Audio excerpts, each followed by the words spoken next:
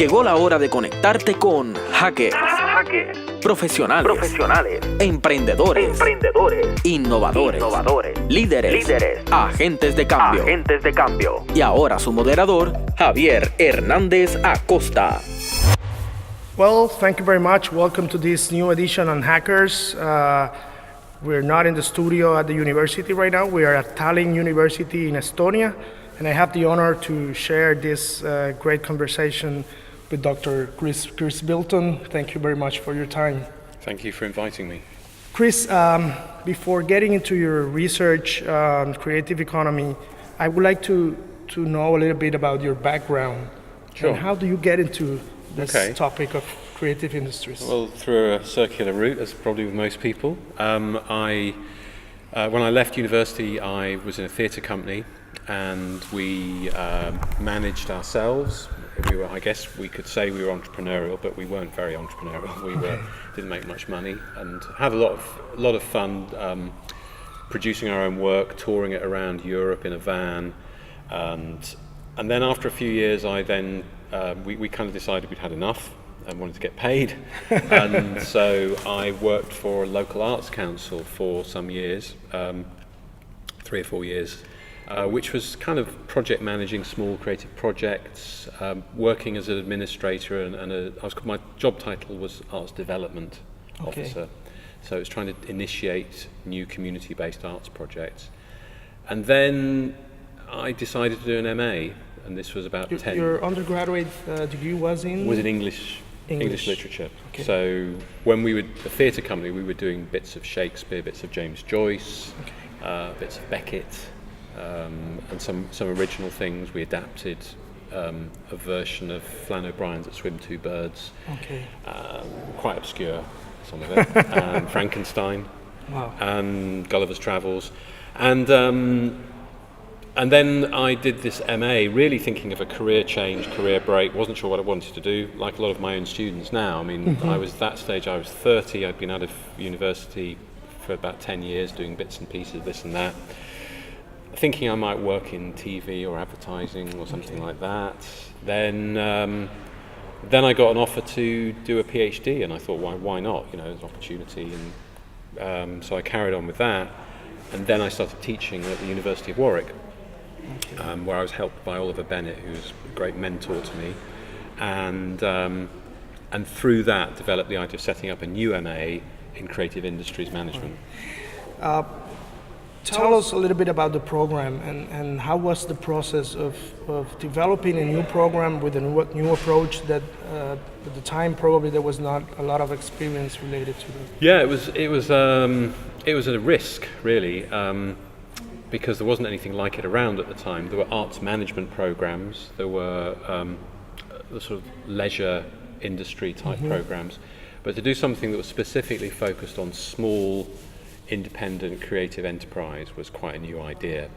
And this was 1999, so it was around the time when creative industry was becoming a buzzword in the UK. Right. It was also a time when dot-coms were just taking off, so there was this idea of this being a booming area financially and economically, which of course it wasn't. And a lot of my students in that first year all wanted to set up businesses. And I think if we did nothing else, we managed to persuade some of them that wasn't such a great idea. And the other dynamic was that, so I felt that most of the really interesting stuff creatively was happening through these startups, these small creative enterprises. And they were being set up by people I knew. But typically what was happening is they would get to about 5 years in, and then they'd kind of run out of steam. A bit like I had with my theatre company. Right. And so it was almost either they weren't successful, or they were too successful, and they grew too quickly, and they didn't know how to manage anything, or they found themselves doing things they didn't really want to do because the way that investment pushed them, or the commercial pressures pushed them away from what they actually enjoyed doing, or they became administrators for other people's creativity. So my idea was to try and set up a program for people like that, who've been maybe 5 years of creative work wanting to kind of move on and take another step. So the tagline was, how do you turn creative ideas into a successful business? Which I think is still the tagline now. And the profile of the students, have you seen Do you think that has changed across the last Well, yeah, they have. almost I think 20 years? Yeah, I mean they've changed a lot, obviously, but I think two things have happened. When I set it up, I was reasonably successful in reaching a kind of quite a mixed group of people who had some experience. So my aim, as I say, I set the course up for people who had some experience, good and bad, in the creative economy, and wanted to kind of reorient, rethink. And what I found over time was that people started to become more direct from university, straight from an undergraduate arts course, which is fine, but it's a very different type of dynamic. Because what you're doing then is you're taking somebody who has got a sort of artistic background, creative skills, and wants to learn about management. And that, in a way, made it. They were less interested in the problems and the challenges. They wanted solutions. Okay. And the other thing that happened is that it became, particularly recently, it's become very difficult recruiting students from within the UK, partly because of student debt. Okay. That's. And we've had a lot of people, but the big booming market has been China, and we have sort of 80-90% of our applicants from China. We're not able to. That mix isn't reflected on the course. We have more like 50-50, but it's. That's been a big change. What do you think about what should be the role of entrepreneurship and management education at undergraduate levels in art degrees? Because sometimes I think just be an artist and be good at what you are, or sometimes I think you have to start since the beginning with some skills related to entrepreneurship and management. So I think it's very difficult to know when you introduce that entrepreneurial mindset, because you don't want to kill the creative impulse and turn people into little business people. The interesting thing I found actually was that people who were coming straight from an arts undergraduate degree were often very keen to become very business-like and wanted to sort of throw away all of their creative thinking. And the idea of the course was to try and merge together creative and entrepreneurial mindsets, not to treat them as separate. But I think the other thing that can happen is that you get to a point where you think that you need to have certain entrepreneurial skills to do the creative things you want to do, or you want to work with other people. I mean, that's the other thing. The other solution is that you do your creative thing, and you hook up with the right people who can help you, and there are and in a way it's those people who can help you that I'm kind of targeting. It's who are these people who they maybe don't want to write film scripts or make music themselves. Maybe they want to help other people do it, and they're interested in it, and they want to sort of support that. And that's trying to marry that together is challenging. One of the things I have enjoyed mostly from your work is you have find or make a lot of people understand the intersections between management and creativity, and not seeing this as opposite. What is reflecting on your previous work related to management, creativity, innovation? What can you say have been your main advancements in that sense? That's a tough one. I think that part of it is almost a slightly rolling back of the pure idea of the artist and the pure idea of the manager, because actually, most artists are not pure. They want to think about audiences or readers or viewers. They have an interest in that. They don't like the language. Michael Boyd, for example, the artistic director of the Royal Shakespeare Company, he developed this whole way of managing his theatre company, which was inspired by this idea of ensemble. It was about extending the logic of the rehearsal room to the rest of the organisation. And at some point, I think it was Vicky Hayward or me or somebody said, "So this is about a brand then?" And he said, of course he hates that word brand. He doesn't want to be talking about a brand, but that's what it is in a way. I mean, if you're a management consultant, that's what you'd say he was doing. He was reorienting the brand, reconfiguring the values of the brand in order to kind of redirect the business. And similarly, the flip side is that when I was setting the MA up, I talked to lots of people in Warwick Business School. I had quite a few good contacts there. And they were very interested in creativity, ad hocracy, sort of the idea that business wasn't about certainty, it was about unpredictability and risk. And so they were very interested in these new organizational forms emerging through artists' entrepreneurial activities, artist co-ops, rehearsal as a metaphor for management, all of those things.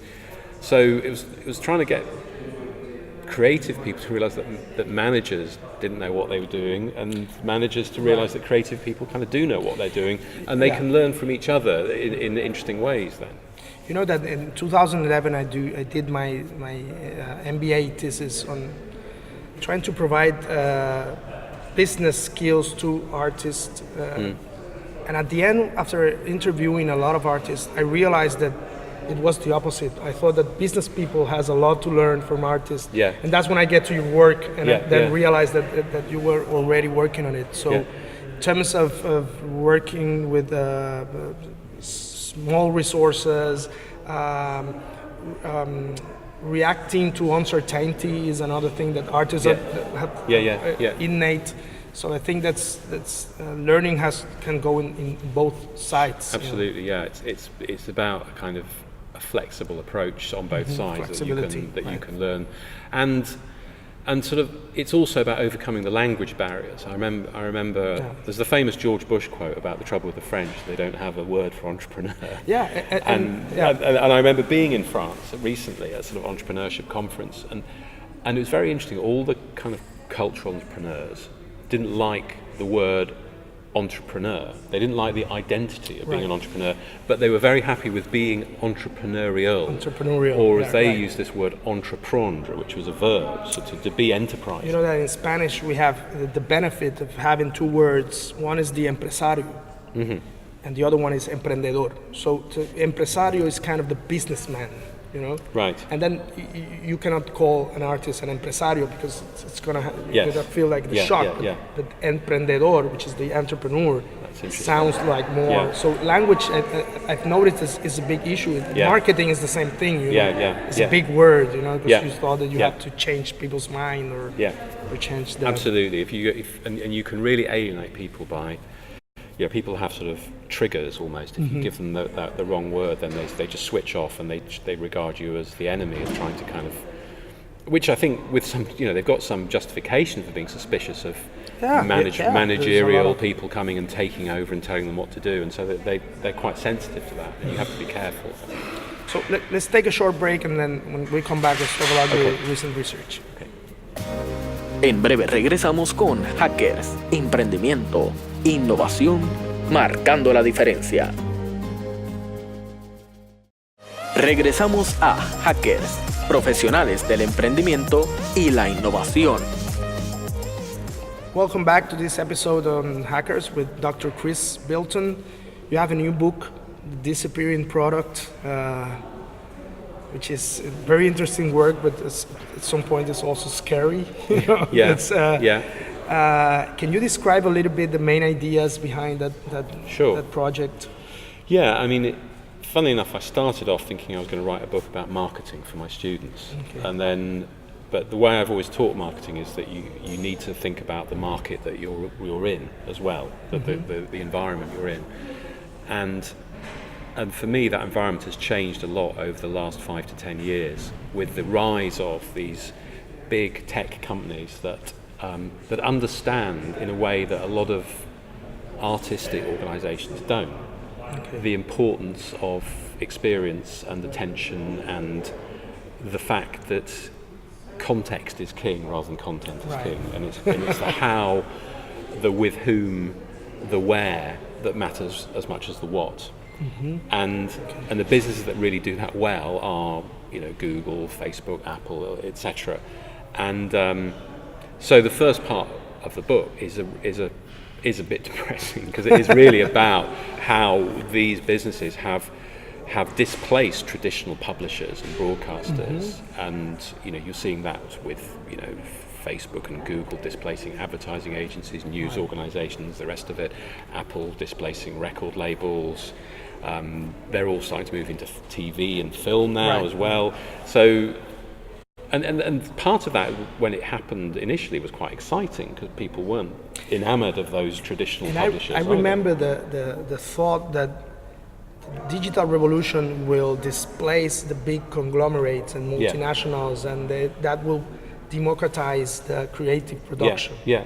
But suddenly there was a substitution between. Yeah, it's. I mean, the business school jargon is, disintermediation, re-intermediation. You knock one group out, but of course something else comes up because people who are consuming cultural products, they actually do need something between them and the vastness of the internet. They need filters, they need aggregators, they need logistics, all of those things, and that's what these businesses were providing initially.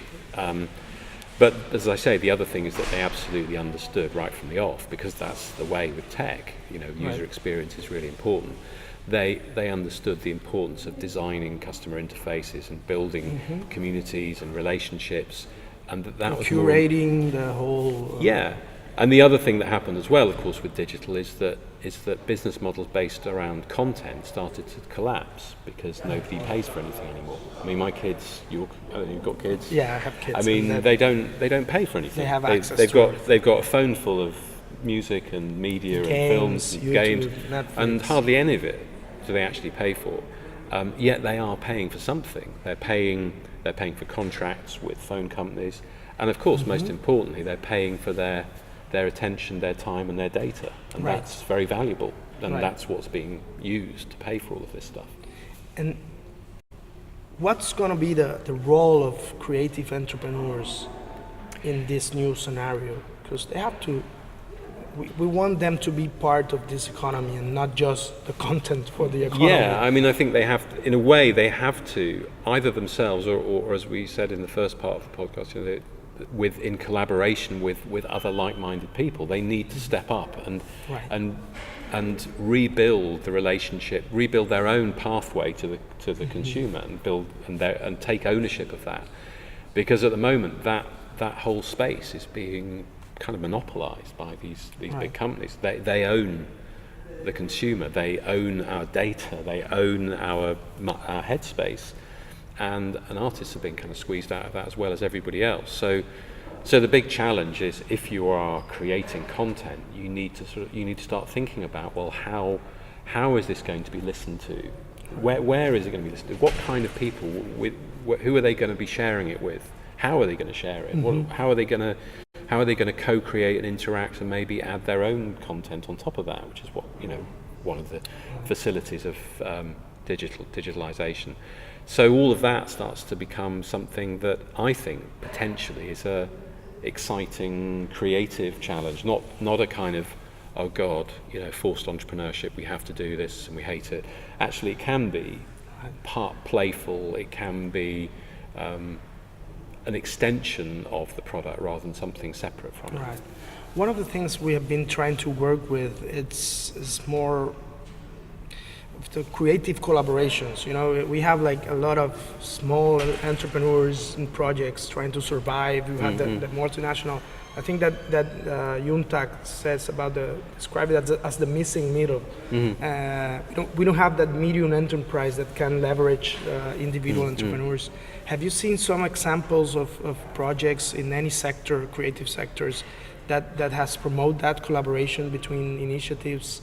Because I think that's something we have to address, going beyond like cooperatives or any other. I think a lot. I mean, I feel a lot of it happens in the music industry. I think partly because technology hit the music early and it hit it very hard with Napster and all the rest of it. I think musicians have had to be quite creative in the way that they market their work and the way that they build communities around consumption.